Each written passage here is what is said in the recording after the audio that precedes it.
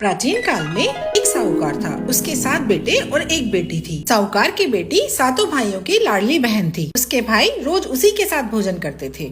एक समय उसने अपनी सातों भाभियों और अपनी माँ के साथ करवा चौथ का व्रत रखा। उस दिन भी रोज की तरह उसके भाइयों ने अपनी बहन को खाना खाने के लिए बुलाया। तब बहन बोली, भैया आज मेरा करवा चौथ का व्रत है, इसलिए चांद उगेगा तब खाना खाऊंगी। भाइयों ने सोचा कि बहन भूखी रहेगी, इसलिए एक भाई ने दिया लिया, एक भाई ने चलनी ली और पहाड़ पर चढ़ गए।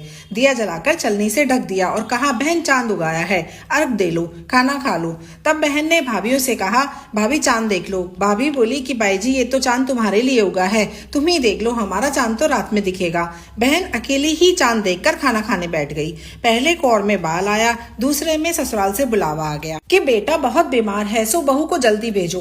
माँ ने जैसे ही कपड़े निकालने के लिए बक्सा खोला, 3 बार कभी सफेद कभी काला कभी नीला कपड़ा हाथ में आया। माँ ने सोने का सिक्का पल्ले से बांध दिया और कहा कि रास्ते में सबके पैर छूती जाना, जो तुझे अमर सुहाग की आशीष दे, यह सोने का सिक्का उसे ही दे देना और पल्ले में गांठ बांध लेना।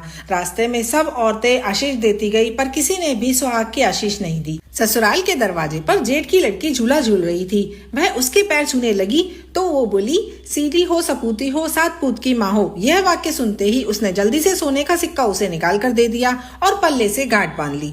अंदर गई तो पति मरा पड़ा था। बहू ने अपने मरे हुए पति को जलाने के लिए नहीं ले जाने दिया और बोली कि मेरे लिए अलग से झोपड़ी बनवा दो।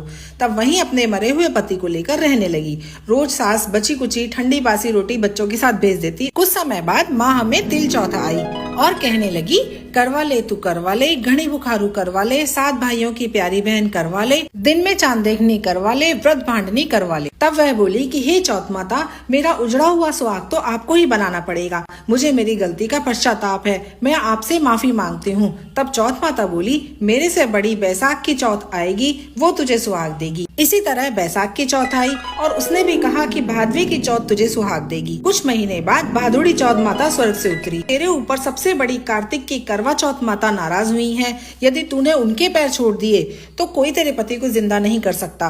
कार्तिक का महीना आया, स्वर्ग से चौथ माता उतरी। चौथ माता आई और गुस्से से बोली, भाइयों की प्यारी बहन करवा ले तू करवा ले, दिन में चांद देखनी करवा ले, व्रत भांडनी करवा ले, घड़े बुखारू करवा ले। साहूकार की बेटी ने चौथ माता के पैर पकड़ लिए और विलाप करने लगी, हे चौथ माता, मैं ना समझती, मुझे इतना बड़ा दंड मत दो। मेरी बिगड़ी आपको बनानी ही पड़ेगी, क्योंकि आप सब जगत की माता हैं और सबकी इच्छा पूरी करने वाली हैं। उसकी इस करुण पुकार को सुनकर माता का हृदय पिघला और माँ ने उसे अमर सुहाग का वरदान दे दिया। करवा चौथ माता की कृपा से उसका पति पुनर्जीवित हो गया और दोनों पति पत्नी ने चौथ माता का धन्यवाद किया और विधि विधान से उज्जवल किया।